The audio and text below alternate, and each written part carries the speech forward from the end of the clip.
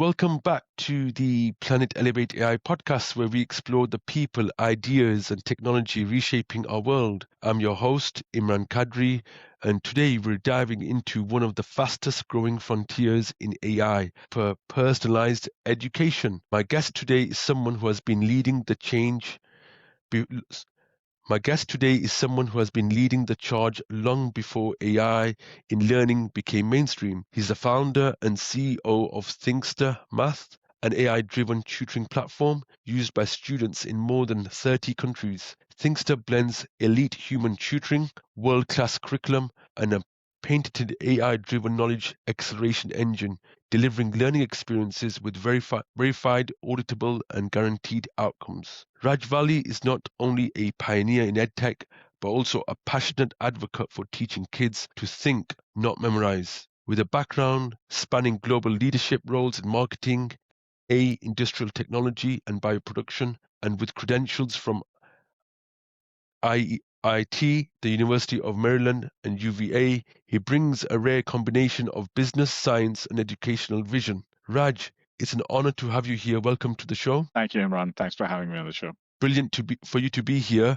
Now, Raj, for those who may not yet know your journey, could you introduce yourself and share what inspired you to create Thinkster Math? Sure, I'll try to keep it short. Very high level. I have been volunteering for a nonprofit organization throughout my professional life as well. This nonprofit organization has been focused on providing basic education for underprivileged children, predominantly in India.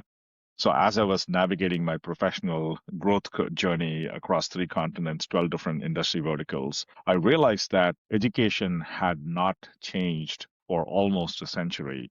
I was very fortunate to actually work in very deep technology areas like aerospace and automotive and IT and multiple automation areas as well. And I realized that even though technology was being used in education to improve delivery of education, it was not necessarily improving outcomes in education. I am a certified Six Sigma black belt. I'm a chartered financial analyst. Data is in my DNA. And I decided that if I was ever going to step out and do something on my own, I figured that EdTech would be one of those areas. I have 3 children, 3 daughters as well. All of them, fortunately, who have gone to getting into Ivy Leagues as well as undergraduate students, and truly believe that education is the greatest leveler for humanity. And so, if we can democratize education, high quality education, then humanity can do many great things at a much faster pace. So that's a quick and dirty intro there. Brilliant, fascinating stuff indeed. Great introduction. Now, you've had a remarkable career across technology, science, marketing, M&A, and global business leadership before founding Thinkster. Well, I think at the core of all of these roles, Imran, was the role technology played in improving outcomes, whether it was sales or marketing or manufacturing or, IT or industrial automation and controls. It really didn't matter, or fintech. It really didn't matter what industry I was working in. I saw that technology was having an oversized impact in productivity gains, in terms of outcome gains. And it was almost considered to be, if you're not using technology in any of these industrial areas or any of these corporate areas, people understood that you're going to be left behind. And people were left behind if they were not up to par in using technology. Whereas in education, technology was an afterthought. Technology sometimes was used for the sake of using technology, but nobody had basically said that, technology should be used to guarantee outcomes. I'll give you a case in point, Imran. And uh, last week, I saw that the United States graduation rates for students in grade 4 and grade 8, which is the typical, standardized exams that are being held here, they had actually regressed even compared to the gains, they had before COVID hit. And that's saying a lot because, and I'm talking about 35 to 45% of students not meeting performance standards. At any industry, any place, if you're wearing a shirt that basically tears 2 hours after you wear it, you're going to say that that shirt sucks, right? You're never going to buy that apparel. Nobody will get on an airplane if they had 33% of airplanes are never going to land. I mean, what are the odds, right? So why are we happy or content with a third or more of students, quote unquote, failing? It's an unacceptable, ridiculously poor standard. And that's the reason why I believe that technology has to be used. Now, Thinkster focuses heavily on mastery and thinking skills. What early life or professional experiences influenced your belief in teaching kids how to think rather than memorize? It's very simple.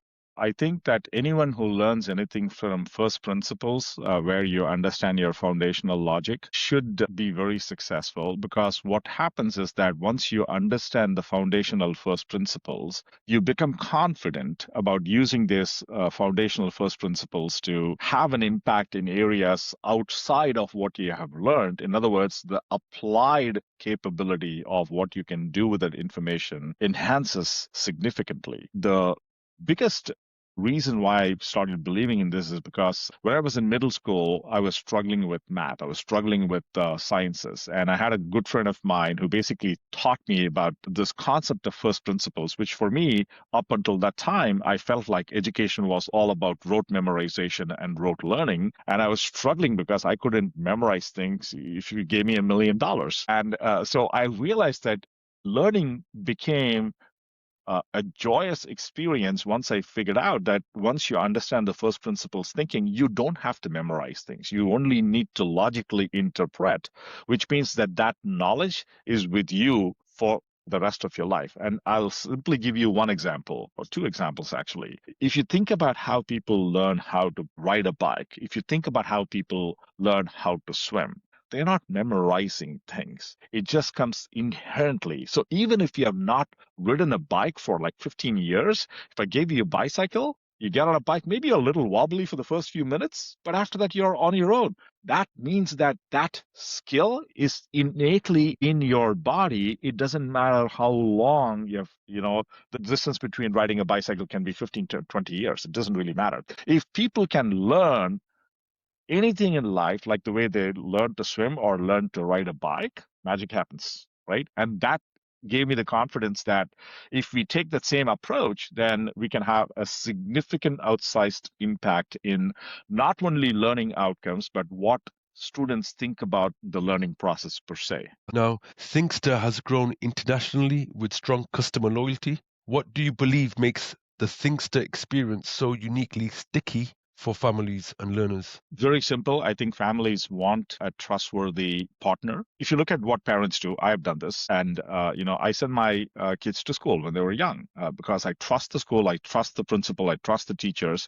I don't question what they do between the hours of 9 and 3 or 9 and 4 or 7 and 3, whatever the case may be, country to country, because I'm implicitly believing that those teachers and the professors in colleges will do a very good job, and my kids will actually perform well. Unfortunately, outside of the school system, we are expecting parents, suddenly to become experts in picking a tutor, and picking a tutoring company, and picking up, how they need to be taught. They don't have that experience, and it's not their job. We have a job to do to provide supplemental learning, and if we can deliver supplemental learning with the guarantee, everything that we do and say is auditable, is transparent. We walk the talk, and we take care of our customers. Everything that we do in terms of customer interaction is, I'm a longtime member of Costco, which is a large wholesale membership warehouse in the US. But they have this policy where they say, for example, you can buy anything in Costco, and even after a year, if it stops working, you can return it, no questions asked. And for me, that's stuck with me because I felt like a service has to have customer satisfaction as the primary point of delivery.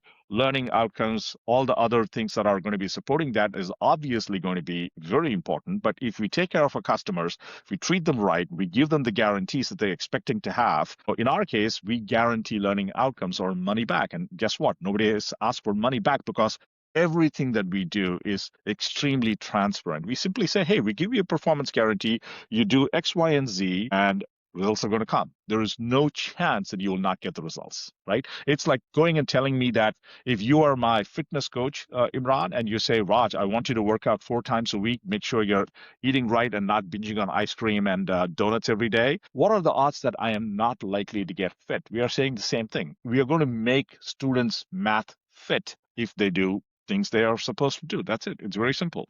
Okay.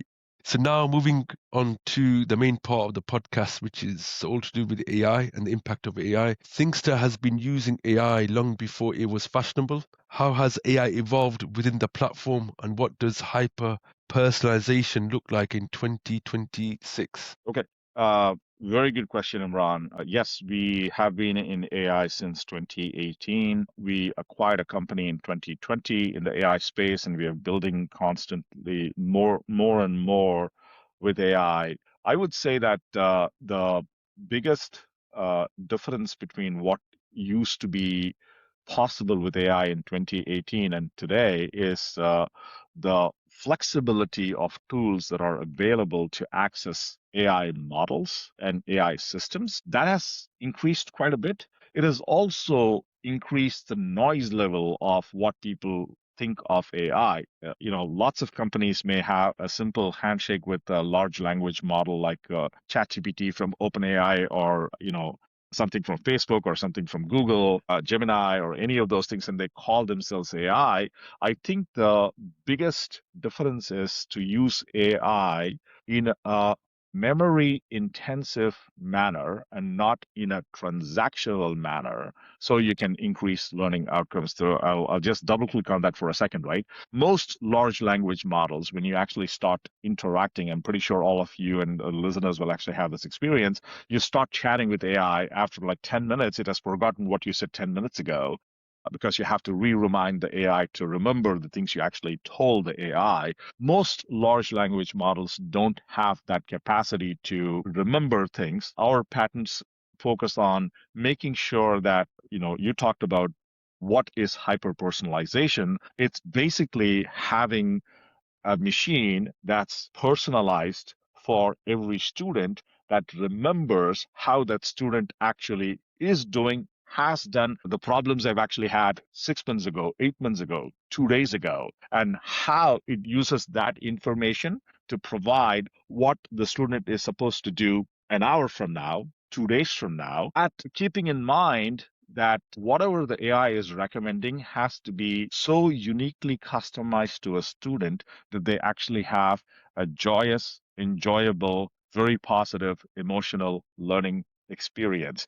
That's important, because if the AI is not doing its job, if they give you something that is going to make you either bored or frustrated, that's not personalization. Personalization is about keeping you engaged and keeping you joyous at the point of learning, because if learning is joyous and emotional and positively emotional, learning outcomes are guaranteed. Really great way to look at learning, Raj. Brilliant. Now, many edtech tools promise personalization, like you mentioned, but few deliver measurable outcomes. How does Thinkster's AI framework ensure auditable, guaranteed results? I think you've answered this one earlier to a different question, so we'll move across to the next question. With the acquisition of SelectQ, which you referenced, Thinkster is expanding into SAT prep and more content areas. How does AI make this scalable and replicable across verticals? Yeah, so we actually did a press release about 6 months ago. What we have done is, at the backbone of Thinkster is a platform that we call as Thinkster's Knowledge Acceleration Platform. Knowledge acceleration, and obviously, in the context of tutoring for math, you're talking about how can we help students in whatever grade levels they are in gain knowledge. Let's say a third grade student wants to get better in a third grade math and they want to get an A grade or whatever the case may be. How do we make that third grade student gain that knowledge in math as quickly as possible, to make sure that they not only get that A grade, but if they have the capacity and the capability to actually keep continuing to learn, they can continue to learn for fourth grade and fifth grade, even when they are in third grade. So the goal is acceleration and of knowledge acquisition. So when we talk about acceleration of knowledge acquisition, That's not limited to the domain of K through 12 students. It's actually very broad. You can talk about professional certification like CPA certification or CA certification or IT certification of some kind or marketing certification of some kind. We can actually improve any learner's ability to acquire any piece of knowledge. Tomorrow, I wake up and say, I want to become the world's most amazing digital marketing person, social media marketing person. I want to be a computer programmer. We can help them all acquire knowledge really fast in a very hyper-personalized manner. That's exactly how we're doing that right now. Okay, from a business strategy perspective, how can AI help companies better position their product, target the right families, and optimize sales and marketing funnels? So are you asking how can businesses use AI to target people better, or are you asking or are you also asking how can they improve their product and the delivery of product and services? Is that the question, You Ron? could reference both, but specifically for this question, what we're looking for is a response perspective around the impact on sales and marketing. So, how can AI shape companies, I guess, their product position, target the right families, the right markets, and optimize sales and marketing channels? Very simply, today, any company that's trying to reach to an individual or an individual like a family person, a mom, a dad, a student, or an individual in a company because they're selling a B2B products or any of those things, the number of data, the amount of data that's available for that particular individual as they are interacting with your website or landing page or your email communications or SMS communications is increasing by the day. And the trackability and the traceability of the information is also increasing by the day. So if a company is able to use sophisticated AI models to connect the dots in terms of what are the kinds of assets that a prospective user is consuming, which types of asset that particular consumer is consuming that leads them to actually go further down the conversion funnel pathway. If they can connect all these dots and connect all these interactions and handshakes, the virtual handshakes people are having, it's going to have a dramatic influence and impact on how conversion can actually happen or improving conversion rates. And I think that we are in the zone of micro segmentation. We are no longer talking about macro segmentation. We are now talking about marketing to a single person, not to a class of persona or segments. That's the difference with AI. Can you just elaborate a bit more about micro segmentation? For some, this might Yeah. be a new term. Yeah. So let's take a simple example, right? Let's say there is a company that's in the business of selling ice cream. Everybody enjoys ice cream. It could be a teenager, it could be a family person, a mom and a dad buying, ice cream for their family. It could be an elderly gentleman or a lady who's buying ice cream because they want to have fun. So if I am an ice cream manufacturer, I can say, okay, I want to sell to people who are 55 and about with a certain type of message. Maybe I say, eat our ice cream, your blood sugar won't go up because we make sure, that's one way of assuming that I have ice cream that can actually address that segment, which is why I'm able to sell to that segment. Then to a family, you can say, you can buy our ice cream that's actually healthy for your family, but it's not going to have put a hole on your pocket because it's affordable. That's a different segment. And you'll have a different messaging for a teenage segment or a young child segment, right? Here, we have all these amazing flavors. We have all these amazing colors in our ice cream. Now that's macro segment. Now, micro segment means that you're talking to a 55 to 57-year-old male who's divorced, who's actually living by himself. What's the messaging that you need to provide to him compared to someone who has got grown-up kids in the family, is actually really successful, and buys ice cream 3 times a month and no more? Completely different segment. So when I'm talking about micro segmentation, it's basically diving 1 or 2 or 3 levels into the type of persona and the messaging you need to actually give to that type of persona, because you can no longer say, I'm just selling it to 55 to 60-year-old people. That's it. That's not the segmentation that's going to work anymore. And that's micro segmentation. Now, what major trends are you seeing in the global EdTech and AI landscape, and where do you believe the biggest shifts will happen over the next 5 to 10 years? I think predominantly, three different areas where I am seeing shifts that are happening. Some of them are mandatory. For example, if there are companies that are still struggling to use AI because they are not AI native, because they're not if I'm a textbook publisher, I'm not a digital textbook publisher, I'm a physical textbook publisher. You have to figure out, am I going to use AI in my production process for publishing, for example? So what I'm saying is that AI is going to become native. Every industry out there either is going to adopt AI or be dead. This is the choice, right? So that's a major industry trend. I think that in terms of, can you repeat the question again? Because I think you had a two-part question. I want to make sure I'm answering those two-part questions. Of course I can, Raj, no problem there. Yeah, So the first part of the question focuses on the major trends you are seeing in the global edtech and AI landscape, which you started to answer and respond to. And the second part of the question is, where do you believe the biggest shifts will happen over the next 5 to 10 years? got it. Got it. I think so. In terms of the major trends, I think that I talked about every company has to have an AI strategy, otherwise they're going to be dead and left behind. Second is my view is that they need to develop an AI strategy that is unique and it's not something that essentially has a handshake to this one of these LLM models and says that, oh, we too have AI. That's not AI.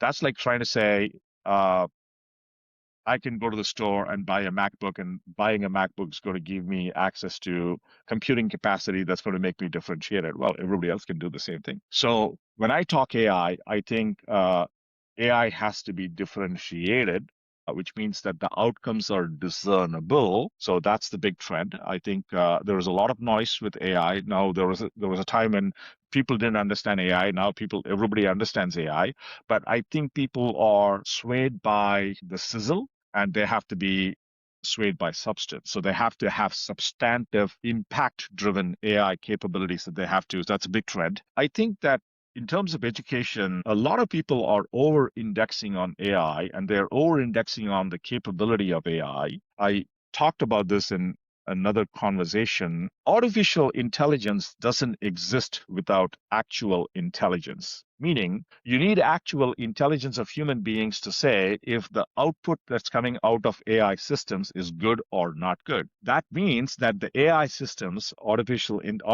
intelligent systems, are not capable of generating intelligence that you can just close your eyes and say, you know what, it's going to work, right? So I think the biggest trend is going to be where AI systems that can take us more towards what is called as artificial generative intelligence, which is actually improving things by itself. I mentioned this earlier as well. This means that artificial intelligence doesn't require the input of a human being to be correct when it's making its decisions, which is the shift from what I call as memory driven crystallized intelligence to fluid intelligence, which is application oriented intelligence. I know 5 things. I can generate ideas on 3 things because I'm making a leap that's actually intelligent and I don't need human input. So I think the trend is going to go towards companies that are able to become more adept in generating more AGI type functionality. Certainly, I think the typical, what I call as the slice and dice insight driven analysis that our majority of AI systems are capable of, it's going to become better and better and better. I think that trend is going to keep happening no matter what. So I would say that the biggest trend should be that if employees can be actually taught to think critically and logically and actually become more reasoning experts, they're going to be better than any AI system out there. So I think that there's going to be a shift in the way human beings are expected to work as well. I know that's not something that people will talk about, but I think that's actually one of the biggest mega trends, how human beings are going to behave in the next 10 years. Not going to be the same way people are behaving today. Sure. Yeah. And I guess it will differ from industry to industry, workplace to workplace, so on and so forth. Brilliant. Every industry is going to be impacted. And so every human being, the way they're going to work in 10 years is going to be very different. And unless they develop the skill set today, they're not going to be competitive. So that's a big shift.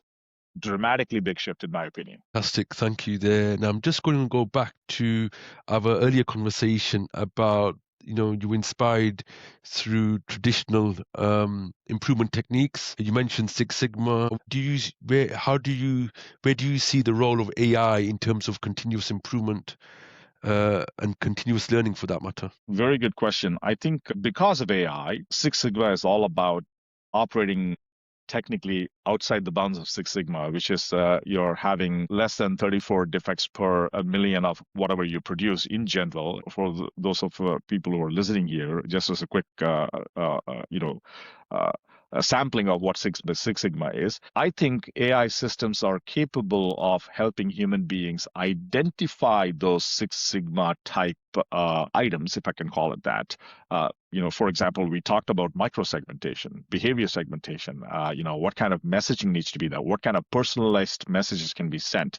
So I think that when I think about Six Sigma, it's about not just reducing defects, but it's also operating at a level of excellence that was not possible before the advent of AI, because you have so much of, I think we are in an era for the first time in human history where it's no longer about intelligence. It's a lot about insight that can govern the way we work. So an insight was terribly expensive. You need to hire somebody from BCG or McKinsey or one of these white glove consulting firms to give you insight. That's become easier to achieve. So the cost of getting $1 worth of insight that's going to make you $1 more has become exceedingly inexpensive these days. That's my view. And again, I think that this topic deserves a podcast of its own at some point. Yeah, brilliant.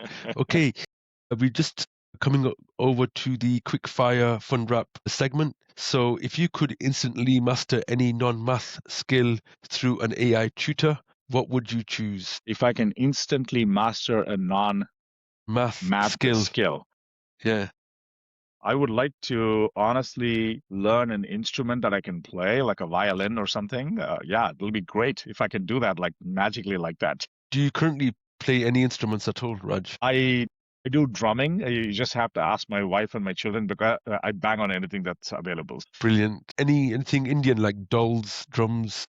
I used to play the mridangam or the tabla equivalent, the South Indian tabla equivalent. Yeah. Okay, really good. Okay, what's one book, movie, or person that significantly influenced your thinking style? Patch Adams, Robin Williams. I don't know whether many people know that, but I think it's a movie. It's like slightly a modern version of One Flew Over the Cuckoo's Nest. To be honest, I think it's a very interesting movie because Robin Williams, true to form, talks about how to actually get the best out of people. And I think we need more movies like that. Okay, I'll have to check up on that. Maybe before my time, maybe around my time when I was young. I don't know. I'll have to look into that. Look it up, because he's actually a doctor who actually really connects with patients, and it's really amazing. Good recommendation. That's my weekend plans sorted, Raj. If AI could automate one task in your daily routine, freeing up your time, which task would you hand over immediately? The ability to actually make presentations out of my head, so I don't have to, spend time communicating. I know there's lots of tools there, but nothing comes even remotely close, because I think the art of providing information in a very persuasive manner is a time-consuming activity at this point in time. I wish there was a way we can actually generate that compels people to essentially act. Think about the impact it can have on marketing and messaging and ad creation and all of those things. I just wish I could just talk to something and it just spits out things that I want. That'll be awesome. You are now in over 30 countries worldwide, Raj? Is that correct? Yes. Maybe more than 30.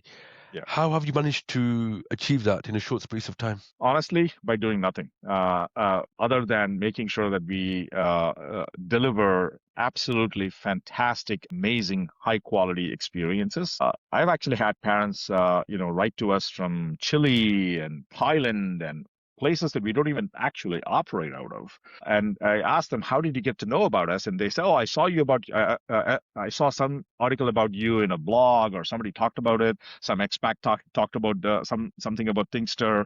And they said we fell in love with it. And that, so organically in all of those countries. And now we are having a more methodical approach, if we can call it that. Thank you so much for joining us today and sharing your wonderful insights into AI, personalized learning, and the incredible work happening at Thinkster. Your passion for teaching children to truly think and your vision for the future of AI in education is deeply inspiring. To our listeners, thank you for tuning in to the Planet Elevate AI podcast. Be sure to follow, subscribe, and share this episode with anyone interested in the future of learning AI and educational transformation. Now, Raj, if the audience want to get in touch with you, where can they look up?